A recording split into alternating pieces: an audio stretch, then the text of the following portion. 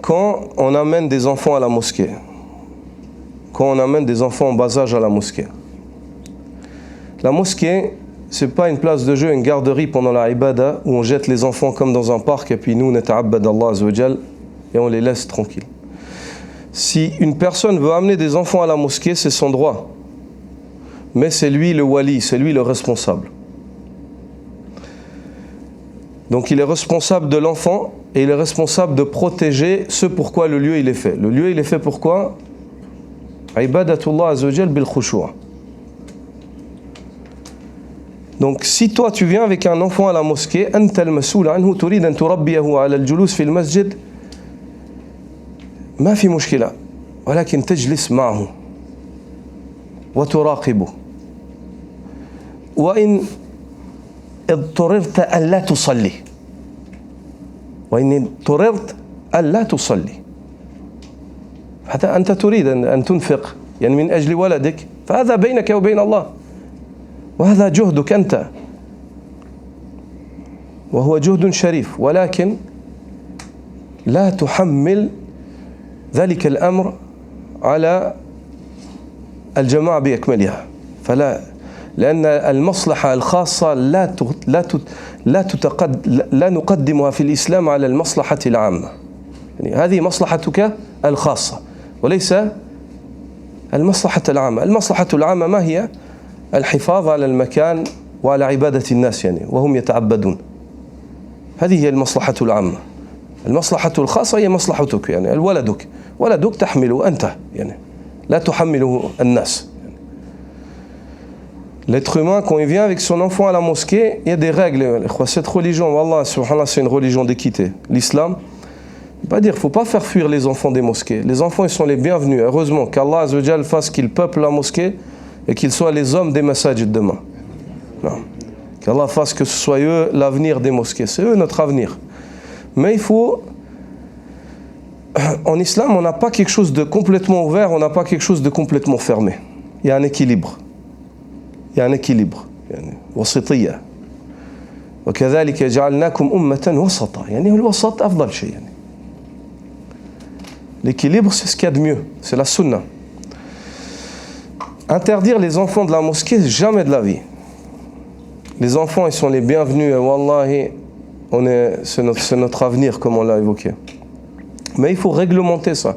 Il faut que les enfants ils comprennent que quand les gens ils prient, il faut s'asseoir écouter le Coran. C'est pour ça que certains parmi Ahlul Ilm me disent un enfant en bas âge qui n'arrive pas à comprendre ça, il ne faut pas l'amener.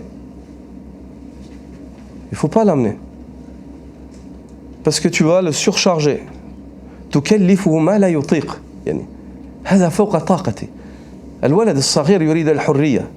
أنت تأتي به في مكان يعني يشعر نفسه أنه متضايق محبوس يعني يكبر ظنك ماذا؟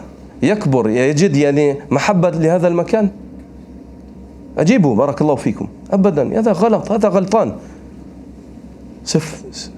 Toi un enfant en bas âge qui est trop petit pour se tenir et pour lui c'est un fardeau, si tu lui dis bouge pas, reste là, ça sert à rien de l'amener à cet âge-là. À l'âge où il ne prie pas, il ne faut pas l'amener.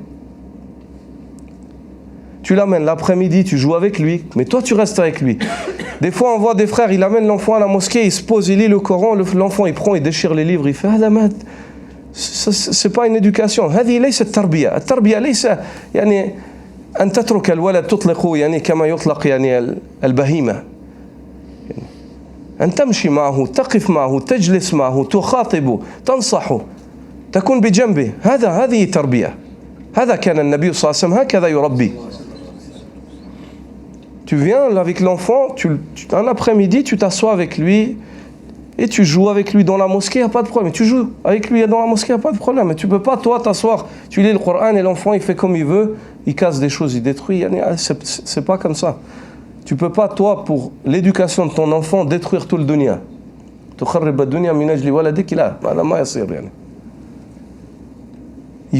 C'est pour ça les frères il faut un équilibre. Wallahi, moi je vous dis, écoutez-moi, ces paroles que je vous dis, c'est pour qu'on apprenne ensemble. Elles n'ont pas du tout le but de mettre le doigt ou d'accuser. Allah, je prends Allah à témoin.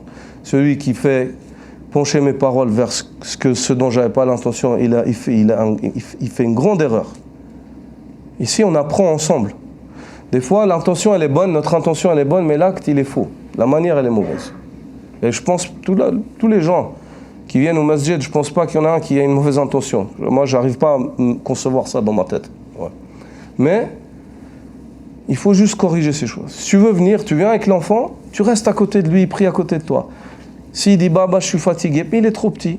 Et akhi, prends-le, tu lui dis, alors on reste, on écoute le Coran. Sinon, tu le prends à la maison. Un autre soir, tu l'amènes, tu le laisses avec la maman. Il n'y a pas de problème. Des personnes après disent, oui, mais les femmes, elles veulent prier aussi. Alhamdulillah. Alors, tu fais quoi? Tu te sacrifies, toi?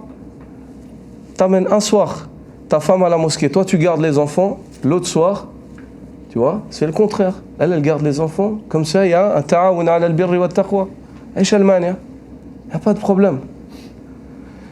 Ma la yudrak kullu la yutrak jullu. Il faut avoir de la sagesse. Et maintenant, surtout par exemple les 10 dernières nuits, les frères qui ne prient pas et qui ont des enfants en bas âge, moi je leur suggère de faire quoi? Ils amènent les madames, elles prient salat al-isha et eux ils gardent les enfants. Puis ensuite ils retournent à la maison et ils viennent pour qiyamul layl. Nous on prie la nuit aussi. Comme ça, salla ma'al imam. Huwa kadhalik. Il a prié avec l'imam. Ensuite, madame aussi elle a prié. Et ensuite les enfants. C'est juste une question d'effort. Mais tu ne peux pas, toi, pour te faciliter la tâche à toi, la rendre difficile à quelqu'un d'autre. Il y a des gens, ils attendent le mois de Ramadan une fois par année. Si ils veulent écouter le Coran, s'il y a du bruit, du chahut, et boum, des poussettes, c'est pas ce qui est voulu. C'est pas ce qui est voulu. Et en même temps, un enfant trop bas âge, si tu l'arrêtes et tu lui dis bouge pas, c'est un châtiment pour lui. On a été tous enfants. On a tous été enfants. Ah. Oui? Pendant les tarawih, j'ai entendu un enfant pleurer. Oui? Si un enfant il pleure, qu'il est en bas âge, la maman elle a le droit de le tenir dans les bras, ou le papa. Le prophète sallallahu alayhi wa sallam nous a enseigné qu'on peut prendre, par exemple l'enfant il est posé par terre, il pleure, même à la maison, la femme elle prie, elle prend l'enfant pendant la salat. La salat, elle continue de prier, mais elle prend son enfant, elle continue sa salat. Et si vraiment il y a un danger, ou bien une maman ou un papa, il voit que son enfant, il n'y a pas de problème, tu sors de la salat, akhi. Takhruj min salatik wa tudrik waladak. Il n'y a pas de problème. C'est mieux ça que le fait que d'autres personnes ils aient besoin de sortir de la salat pour ton enfant. وأنت آثم في تلك الحالة حملت غيرك على أن يخرج من صلاته. Toi dans cette situation c'est un péché parce que t'as gêné quelqu'un dans sa ibada d'Allah Azza wa Jal à cause de ta négligence à toi, Barakallahu fik. J'espère que ma parole elle n'est pas mal interprétée. Celui qui pense quelque chose de mal, qui vienne me voir moi, pas qu'il aille voir les gens, qui vienne discuter avec moi. والله ما أقصد من وراء هذا الكلام لا التهمة ولا التعييب ولا شيء يعني من باب النصيحة نتعلم مع بعض يعني le seul but c'est qu'on apprenne ensemble et qu'on se conseille. جزاكم الله خيرا سبحانك اللهم وبحمدك